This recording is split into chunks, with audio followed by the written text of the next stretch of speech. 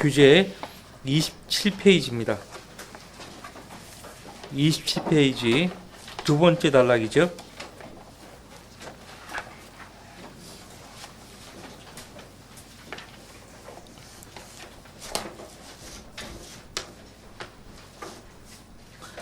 다음에 숨어 들어오기 시작한 주요한 과오는 침례에 의한 중생이라는 관념에서 나오는 필연적인 결과라고 말할 수 있다. 침례를 받아야 거듭난다. 이런 관념이 다음과 같은 결과를 낳았다는 것이에요.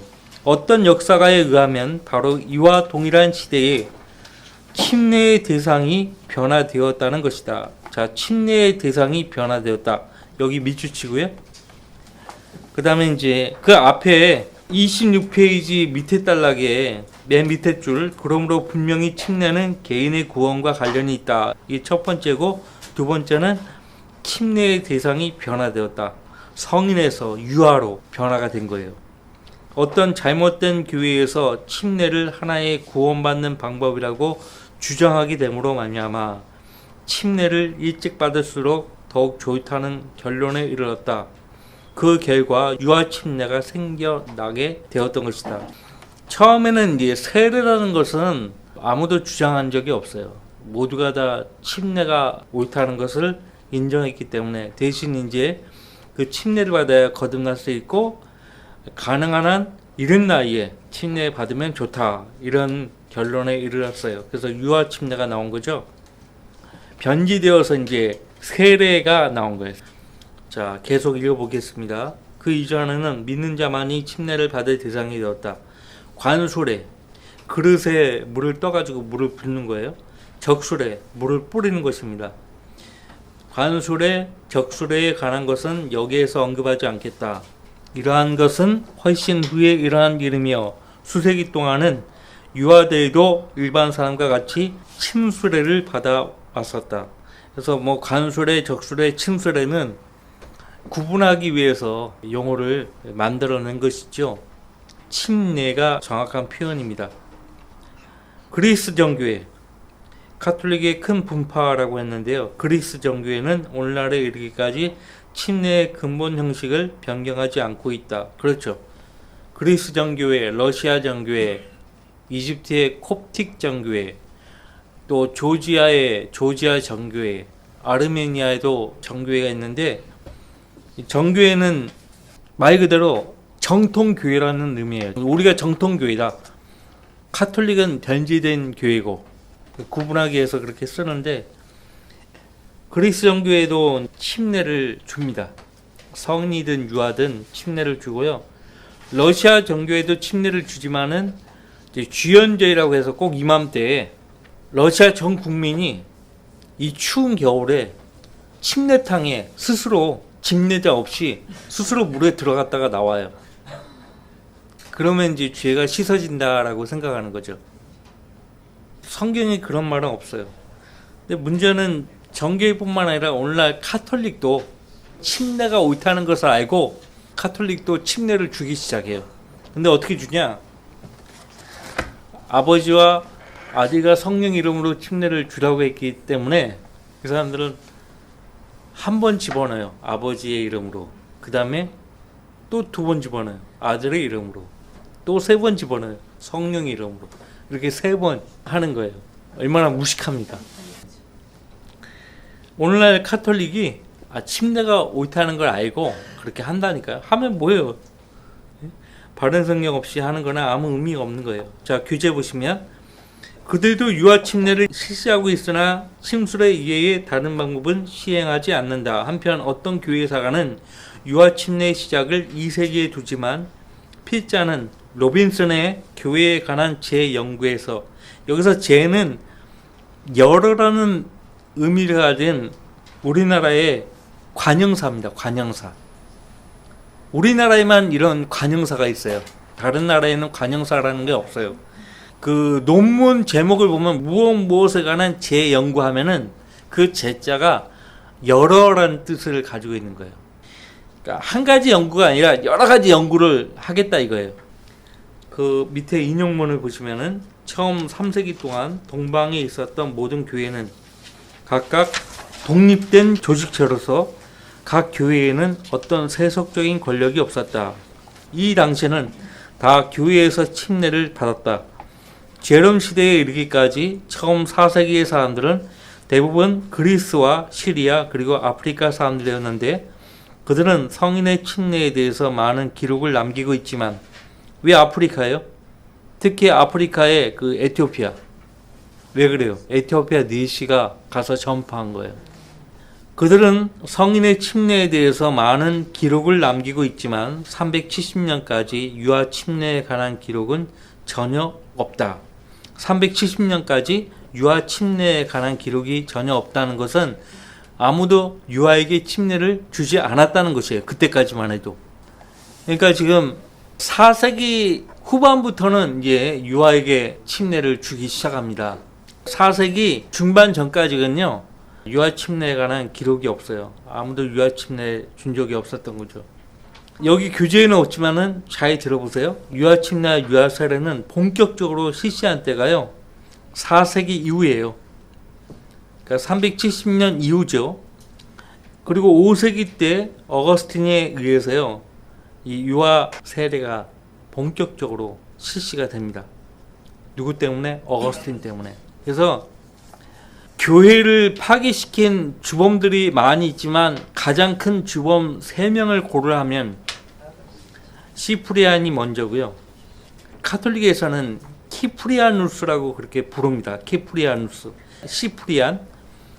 이 사람이 AD 200년에서 258년까지 산 사람인데 이 사람뿐만 아니에요.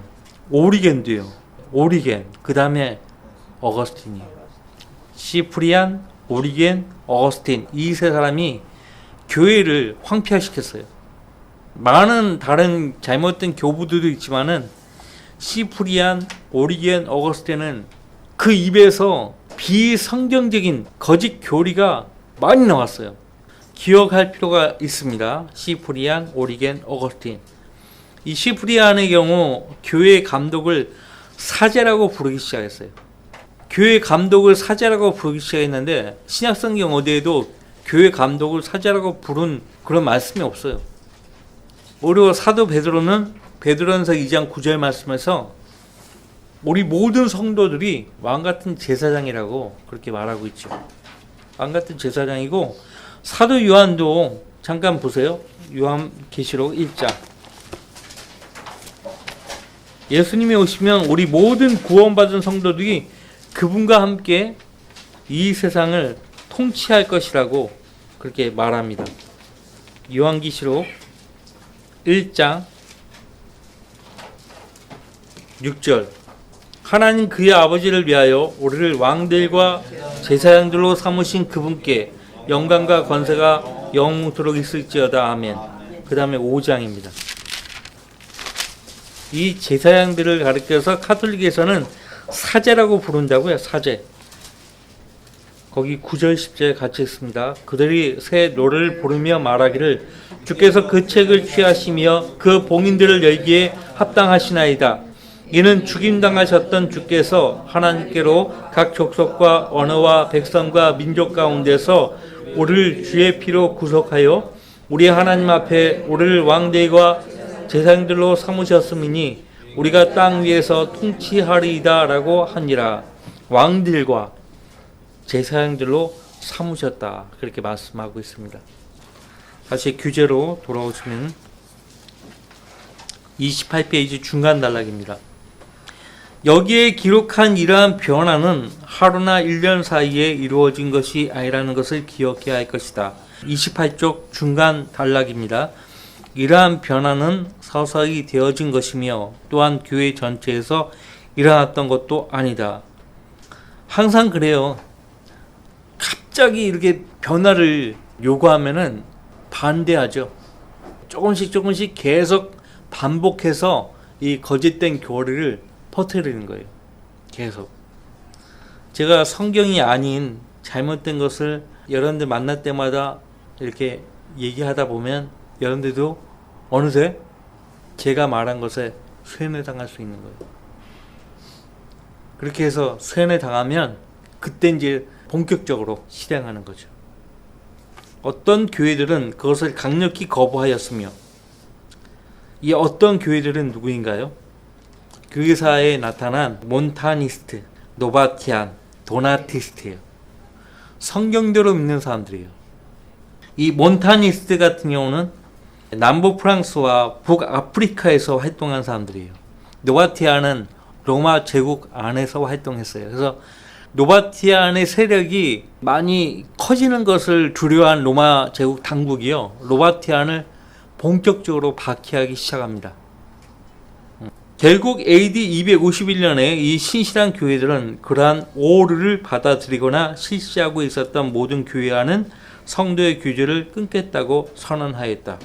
성경대로 하는 것입니다. 만약 어떤 교회가 잘못된 교부들의 가르친 대로 행한다 하면은 이제 올해는 그들과 그 교회와 교제하지 않겠다는 거예요. 교제하지 않겠다. 교회 역사상 최초의 공식적인 분리가 일어나게 된 것이다. 따라서 기독교 초기 3세기 동안에 그리스도와 사도들의 가르침에서 세 가지 중요하고도 결정적인 이탈이 시작된 것이다. 그리하여 의미심장한 하나의 사건이 일어났는데 그 개요를 주의해서 읽기 바란다. 첫 번째, 감독의 역할과 교회 운영 방법이 신약성경의 가르침에서 벗어난 것. 이 변화는 급속도로 부정적인 방향으로 발전하였고 교회에 커다란 해를 끼치는 요인이 되었다. 두 번째, 오직 믿음으로만 구원을 받는다는 신약성경의 가르침이 침례에 의한 중생으로 변질된 것. 이 침례를 받으면 거듭난다는 주장을 했던 사람이 폴리캅이에요. 그 다음에 저스틴 마터라고 순교자 저스틴. 폴리캅도 저스틴 마터도 정말 하나님을 사랑했고 주님을 사랑했습니다. 근데 이제 이 독소를 퍼뜨린 거예요. 이분들이 순교를 했단 말이에요. 죽기까지 신실했던 그분들이 감히 하나님의 약물이들에게 독보석 같은 거짓 교리를 퍼뜨릴 수 없다 이거예요. 그러니까 그 사람들이 말한 것을 그대로 그냥 신뢰해버린 거예요. 세 번째, 믿는 자들만이 받는 공개적인 구원 간증으로서의 침례가 유아 침례도 인정하는 것으로 변질된 것. 이 마지막 변화는 다음 세기가 되기까지는 일반적으로 행해지던 것도 아니었고 자주 행하여진 것도 아니었다. 그러니까 어거스틴이 세례받지 않은 유아들은 죽으면 지옥 간다. 옛날에는 의학이 많이 발달이 안 됐기 때문에 아기를 낳다가 죽는 경우도 많고 전염병으로 죽는 아이들도 많거든요. 그러니까 세례받지 않은 아이들이 죽게 되면 지옥 간다. 이런 말을 어거스틴이 한 거예요. 그 다음에 이 이레네우스라는 사람이 있어요. 이레네우스 이 사람도 교부인데 주의 만찬의 빵과 잔이 실제로 예수님의 살과 피로 변한다. 이렇게 거짓 교리를 퍼뜨린 거예요. 그러니까 여기는 침례에 대해서만 이야기하는데 주의 만찬에 대한 교리가 변질되기도 해요. 그래서 교회 역사상 주의 만찬과 침례에 대한 그 논쟁은 끊이지 않습니다. 침례에 의한 구원과 유아 침례, 유아 세례 이 두 가지 오류는 정설이 되어 있는 역사가 전하는 바에 의하면 수세기가 지남에 따라 다른 모든 가오들을 한데 뭉친 것보다도 그리고 최근에 세계 대전을 제외한 모든 전쟁보다도 더 많은 그리스도인들의 피를 흘리게 한 원인이 되었다.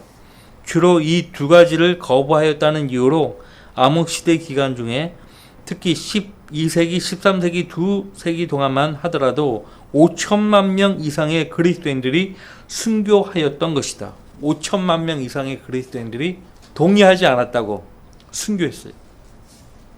다음에 세 가지 중요한 특징들이 처음 3세기 동안 많은 교회 가운데 나타나 있음이 역사적으로 밝혀져 있다. 3세기 200년대까지 이렇게 많은 교회가 이러한 주요한 특징들을 가지고 있었다는 거예요. 첫 번째, 모든 교회들의 분리와 독립이에요. 모든 교회들이 독립적으로 주님을 섬겼어요. 교회들이 연합을 해가지고 총회장을 세우고 총회장의 지시에 따라 막 움직이고 그런 게 없었어요. 사역에 대해서는 서로 돕고 협력했을지라도 지시를 하고 간섭을 하고 그러지 않았단 말이에요. 성경침례교회가 우리 인천 성경침례교회를 간섭합니까? 간섭한 적 없어요. 그 다음에 감독과 목사의 위치. 감독, 목사는 사회적 지위가 아니에요. 자기가 담임하는 그 교회의 종이에요, 종. 근데 어느 순간부터 성직자라고 하면서 사회적 지위가 되어버렸어요. 물론 주의 종은 어디 가서나 함부로 하면 안 되죠. 그 다음에 예수 그리스도를 구주로 믿고 구원받은 성도에게만, 믿는 자에게만 침례를 주었어요. 이 세 가지 분명한 특징을 가졌단 말이에요. 신약 성경을 보세요. 이 세 가지 특징을 분명히 지키고 있지 않습니까? 30쪽 보세요. 다음은 루터교의 가장 위대한 역사가 모세임의 저서에서 인용한 것이다. 제1권 71쪽 72쪽에 인용된 부분을 읽어드리면, 이 황금시대의 교회 감독이 다음 시대의 감독들과 일치된다고 생각하는 사람이라면 전혀 다른 성격을 혼동하고 있는 것이 분명하다. 왜냐하면 이 시대의 감독은 일반적으로 개인의 집에 있었던 것으로 생각되는 독립교회를 맡아보고 있었으므로 그는 교회의 주인이 아니라 실제로는 교회의 봉사자 또는 종이었기 때문이다. 이러한 초창기의 모든 교회들은 다 독립된 단체였으며 그중 하나도 어떤 교회의 관할 밑에 종속되어 있지 않다. 근데 오늘날 교회들을 보면 연합체를 이루죠. 연회, 노회, 무슨 교우국 이렇게 한단 말이에요. 성경에 그런 것이 없어요. 이는 사도 자신들이 세운 교회가 때때로 의문이 있을 때에는 상의하는 일은 있었지만, 사도행전 15장 보세요. 서로 모여가지고 예루살렘 교회에 모여가지고 회의를 하잖아요.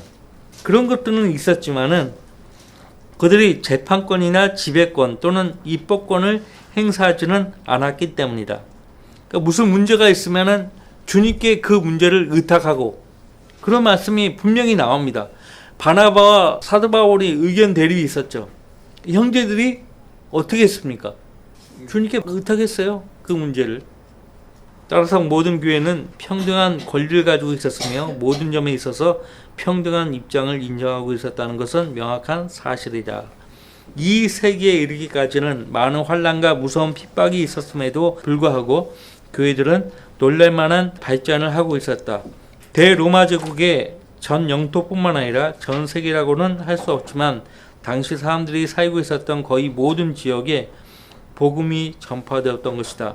어떤 교회사가들에 의하면 사도들이 세운 많은 교회는 여전히 서 있었으며 사도들의 가르침대로 실행하였다고 한다. 그러나 이미 말한 바와 같이 아주 뚜렷하고 현저하게 나타난 과오들이 여러 교회 안에 스며들어 영원히 사라지지 않게 되었으며 마침내 어떤 교회들은 대단히 무질서하게 되어버렸다. 자, 교회는 질서가 있어야 돼요. 성경에서 사도들이 권면한 대로 따라야 합니다. 어머니, 사도들이 권면한 지침이 있어요. 그 지침대로 하지 않으면 그 교회는 무질서하게 되어 있고 마귀가 역사하는 거예요. 노바티안, 도나티스트, 몬타니스트에 대해서 이야기했는데 잠깐 말씀드리면, 노바티안 같은 경우는 로마 제국의 거의 모든 사람들에게 복음을 전했어요. 심지어는 관료들까지 노바티안들 많은 거예요. 관료들까지. 행정관들, 고위 관료들 많은 거예요. 바울 서신에 보면은 바울 사도가 카이사의 지방까지 들어가가지고 복음을 전했어요. 카이사의 지방. 그러니까 카이사가 누구예요? 로마 황제 아닙니까? 로마 황제 그 지방까지 복음을 들고 들어간 거예요. 이 노바티안 같은 경우는 엄격한 징계의 실행을 주장했습니다. 교회의 순성을 위해서 교회 안에서 범죄한 성도가 있으면 하나님 말씀에 따라 엄격하게 징계를 해야 된다는 거예요. 그리고 국가교회에서 성별한 뒤에 몬타니스트와 노바티안들이 연합을 했습니다. 몬타니스트가 누구냐? 교부들의 그들의 영지주의적인 관념들이 침태에 들어온 것을 반대해 가지고요, 국가교회를 떠난 거예요. 국가교회라는 것은 콘스탄틴 대제가 이제 기독교를 로마의 국가 종교로 정하기 시작했을 때, 그때 몬타니스트가 그 국가교회로부터 떠났습니다. 당시 카톨릭 교도들의 그 도덕적 해이를 무척 싫어했다고 해요. 도나티스트. 교회와 국가는 분리되어야 한다 이거예요. 서로 간섭할 수 없다 이거예요. 그 다음에 유아에게 침례를 주거나 세례 주는 것을 거절했고, 침례를 통해서 거듭날 수 있어? 그건 성경에 없는 주장인데 그것을 거절했습니다. 이런 것들을 거절했다고 해서요, 로마 교회로부터 공식적으로 박해를 받기 시작했어요. 노바티안, 도나티스트, 몬타니스트 전부 불같은 시련들을 겪어야 했습니다. 도나티스트의 경우는 거듭난 사람만이 교회 회원으로 인정할 수 있다는 거예요. 누군가가 교회 안에 들어오면 먼저 구원 간증을 하게 했어요. 우리 교회가 그렇게 하잖아요. 침례에 순종했을 때 간증하잖아요. 누구누구는 예수 그리스도의 보혈로 구원받은 확신이 있습니까? 묻잖아요. 그러면 네, 아멘 하면 나는 형제의, 나는 자매의 신앙 고백에 따라 아버지와 아들과 성령의 이름으로 침례를 줍니다. 그렇게 해서 침례를 받게 하죠. 그때 이제 공개적으로 자기 구원받은 간증을 공개적으로 하는 거예요. 그러나 확실하게 여러 성도들 앞에서 나는 언제 어떻게 죄인인 것을 알았고 복음을 통해서 예수님을 영접했다, 이런 간증하는 것이 아주 중요하죠. 일일이 만나는 형제자매들에게 간증할 수 없잖아요. 그러니까 한 번에 그냥 여기 서가지고 간증하는 거예요. 그런 일은 사도 때부터 있었어요. 아무 사람이나 교회 회원으로 받아들이면 안 된다는 거예요. 교회는 분리된 삶을 사는 거듭난 사람들의 모임이라는 거예요. 공개적으로 죄를 지은 사람들에게 관용을 베풀게 돼버리면 교회는 그 거룩한 특성과 부르심을 잃어버리게 되고 신약교회로서의 모습을 잃어버리게 된다는 것이에요. 그래서 죄를 지은 성도가 있으면은 분명한 말씀의 잣대로 징계를 하고, 또 자기 죄를 인정하지 않은 성도라면 교회에서 출애시키는 거예요. 그렇게 해서 지역교회의 순수성을 유지하려고 애썼다고요. 그러니까 마귀 입장에서는 이들이 얼마나 싫겠습니까? 그래서 이 로마 제국이요, 이들을 향해서요 엄청나게 박해를 가합니다. 얼마나 박해를 가했냐면, 교재에 없는 내용이니까 제가 읽어드릴게요. 데오도시우스라는 황제가 있어요. 이 사람이 이제 카톨릭을 정식적으로 로마 국교로 정하는데, 카톨릭이라는 그 말을 데오도시우스 황제가 직접적으로 표현한 거예요. 그리고 친령을 선포합니다. 312년, 313년, 이 연도가 이 역사책에 따라 다 달라요. 312년, 313년 이렇게 이해하는데 밀라노 칙령이죠. 국교로 재천명했습니다. 그 손자가 있어요. 데오도시우스 2세가요.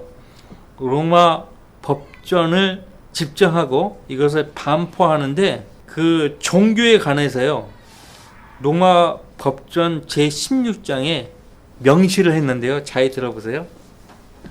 제16장 1조 영항, 카톨릭 교회를 국교로 정한다. 제16장 1조 1항, 카톨릭 교회의 신앙에 대해서 언급했고요. 1조 2항에서는 카톨릭 교회 외에는 교회로 승인받지 못하고 카톨릭 교회를 따르지 않은 이단자들은 황제의 명으로 처벌한다. 5조 2항, 로마에서 시작된 로바티안에 대해서 처벌을 가하는 조항이에요. 그 다음에 6조 3항, 재침례자들에 대한 조항이에요. 다시 침례를 받게 한다 그러면 이제 거기에 대해서 이제 처벌을 하겠다는 거예요. 그 다음에 6조 4항에 4세기형 카톨릭 교회를 두렵게 만들었던 도나티스트, 그들이 이제 재침례에 대해서 주장했거든요. 이 재침례를 실행하는 사람들을 이단으로 정죄했고, 카톨릭 교회에서 사형에 해당되는 분리주의자라는 죄목으로 처벌하겠다는 내용이에요. 사형하겠다 이거. 제 침례를 주장하면 사형한다 이거예요. 이단자로 명시하고 처벌한다 이거예요. 우리가 이 당시에 있었으면 오늘 다 죽는 거예요. 다 죽어요. 제 침례를 아예 금지를 시켜버립니다. 불법으로 간주해버려요. 그 다음에 카톨릭에 반하는 집회, 또 어떤 도서를 출판하는 것까지 금지시켜버립니다. 다음 주에 계속 이어서 공부하죠.